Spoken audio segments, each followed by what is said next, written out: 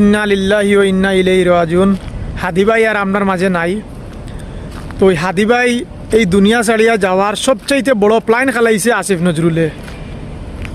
ইন্ডিয়ার র এজেন্টর সবচাইতে বড় দালাল হয়েছে গিয়া আসিফ নজরুল।